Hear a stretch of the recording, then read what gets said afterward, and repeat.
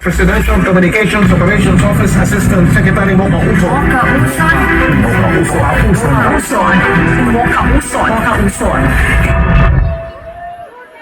Marco Justiniano Uson ang tunay niyang pangalan.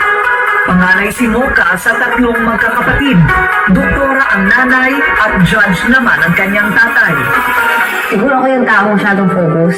Nung pinatay yung tatay ko, he was a judge and he was murdered kasi ka-breast cancer ang nanay ko. Sa kanya ako humuhugot ng lakas upang lumaban sa buhay. At siya rin ang nagsilbing inspirasyon ko upang aking pahalagahan ang kapakanan ng ating mga nanay. Street dress, handa na ba kayo? Mocha Uson, ipaglalaban tayo.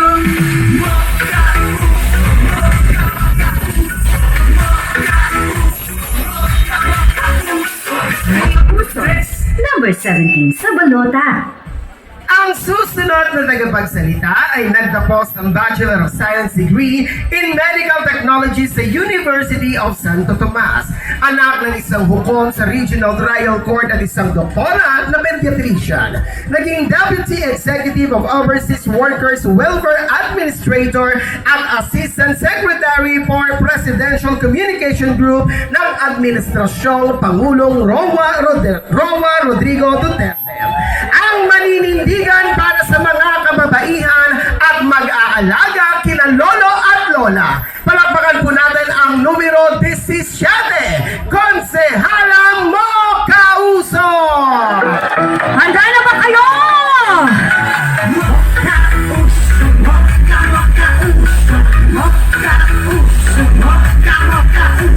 Handa na ba kayo? Distrito 3! Uson, number 17 sa Distrito 3, mag-ingay! Magandang gabi po sa lahat. Ako po si Mocha Uson. Maaari ko bang malaman, natikman niyo na ba ang cookies ni Mocha? Pag sinabi kong cookies ni Mocha, sabihin niyo ang sarap-sarap. Cookies ni Mocha! Cookies ni Mocha! Cookies ni Mocha!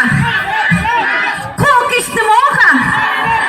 Maaari ko bang ikwento sa inyo kung bakit naging masarap ang cookies ni... Alam po ninyo kasi noon ako ay may negosyo. Nakaimbento ako ng cookies na pampasexy. Ito ang cookies ni... At ang daming gustong bumili ng cookies na yan. Kaya ang ginawa po natin, naghanap tayo ng katuwang na panadera. Ang pangalan niya ay si Nanay Lourdes. At gawa kami ng maraming cookies ni...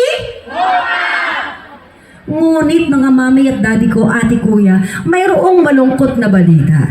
Dahil si Nanay Lourdes po pala ay mayroong malubhang sakit. Siya ay may breast cancer. Kaya nung nalaman po natin yon, ang cookies ni Mocha na nagsimulang negosyo ay nagkaroon ng advokasya dahil tinulungan natin si Nanay Lourdes at iba pang mga nanay at kababaihan na may breast cancer na magkaroon ng pangkabuhayan at matulungan sila sa kanilang pagpapagamot. At yan ang kwento ng cookies ni... Bakit natin tinulungan si Nanay Lourdes? Dahil po ang aking sariling ina ay tinamaan din po ng breast cancer. Senior citizen na rin po ang aking ina at nag-iisa na lamang sa buhay. Mayroon po bang mga senior citizen po dito?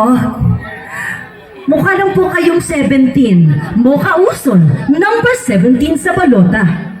Totoo po ba na mahal ni Yorme ang mga senior citizens? Kaya po kami naririto ngayon sa inyong harapan, mga mami at daddy, mga lolo at lola namin.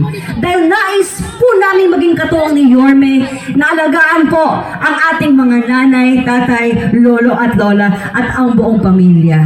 Babatiin ko rin po pala ang ating mga kapatid na mga Muslim po naririto ngayon.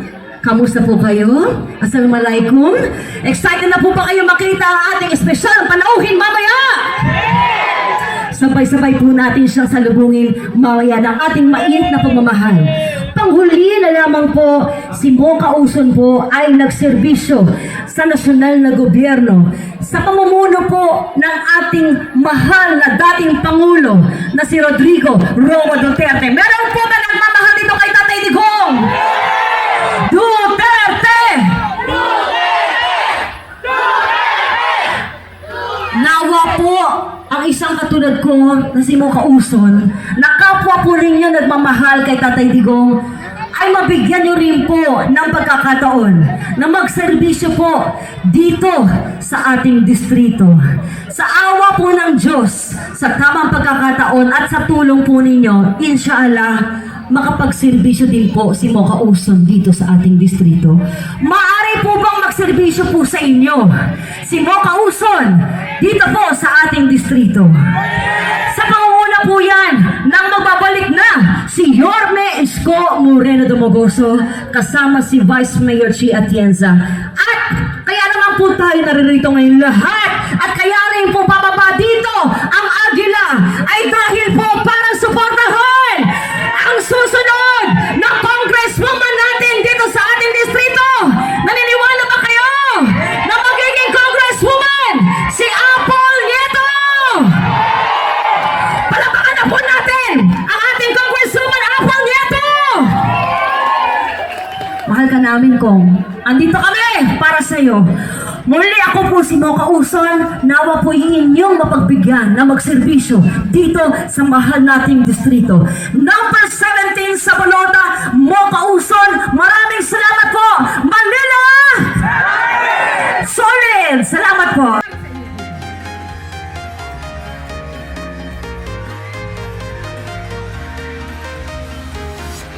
I'm walking alone, the streets are empty. The only thing I can see is my own silhouette. I'm getting stronger, step by step. The clock is ticking, but there's no time for it. I've been flying from town to town, from London to Taiwan. I've been all around the globe trying to protect